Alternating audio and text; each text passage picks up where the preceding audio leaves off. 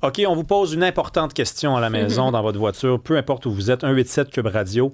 Supposons qu'on peut vous donner 50 000 $. On vous donne 50 000 $, là, vous n'avez rien besoin de faire, on vous le donne. Ou, l'autre scénario, il y a une chance sur deux, vous prenez une pièce de monnaie, pile ou face, vous la lancez dans les airs, puis il y a une chance sur deux que vous fassiez 1 million $.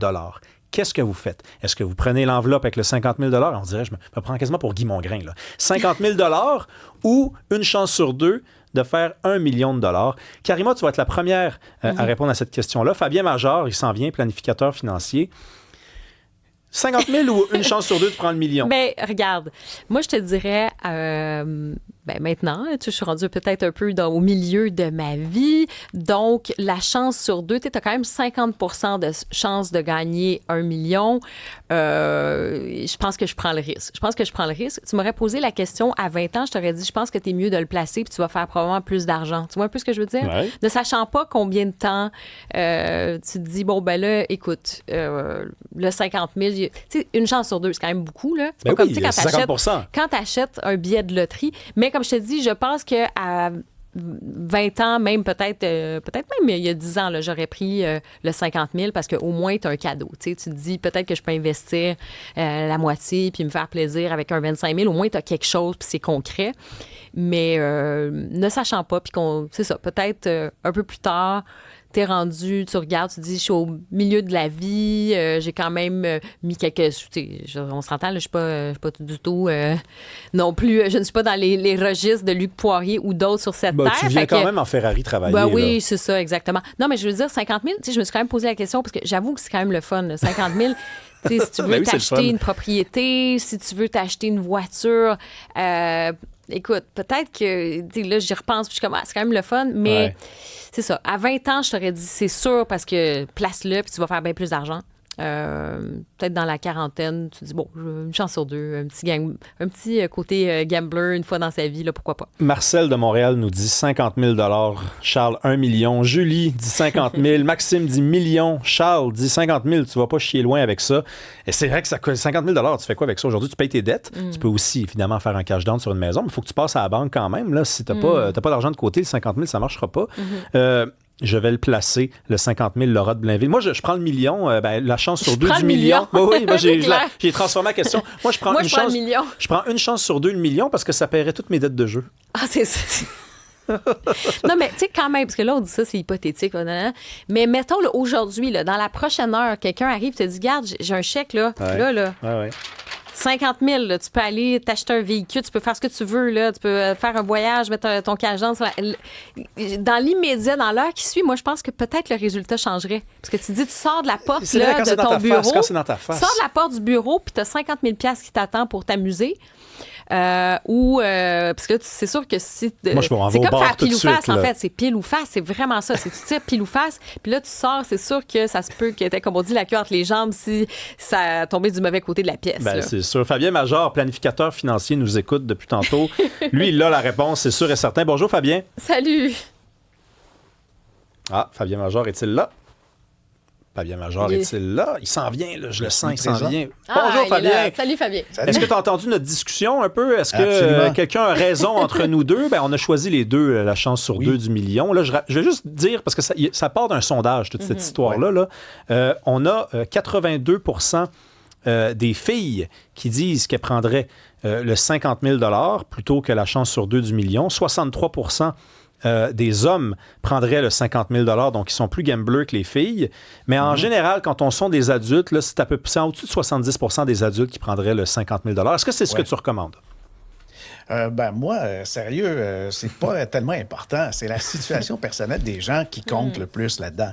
Puis il faut regarder son endettement. Mais je crois que c'est très révélateur. Ça vient d'Angleterre. Puis les chiffres sont encore plus monstrueux quand on convertit la devise. Parce que le 50 000, c'est 94 000 $ canadiens. Puis le 1 million, c'est 1,88.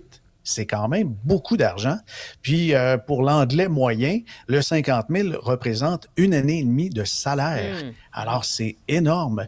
Mais je crois que c'est un signe des temps. Ça démontre un peu de la détresse économique des Anglais, puis peut-être aussi des Canadiens, là, parce que les chiffres, on fait ça chez nous, c'est très semblable.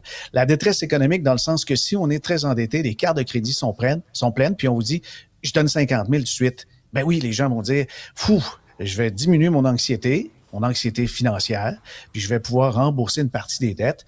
Mais le 50 000, on l'a pas, puis le million non plus. Alors pour moi, quand quelqu'un est assez équilibré au niveau de ses finances, ben entre deux montants qu'on n'a pas, pourquoi pas prendre le plus gros? Parce que 50% de chance, une chance sur deux, là, c'est quand même beaucoup de chance comparativement à la loterie où c'est souvent de l'ordre de 1 sur 33 millions.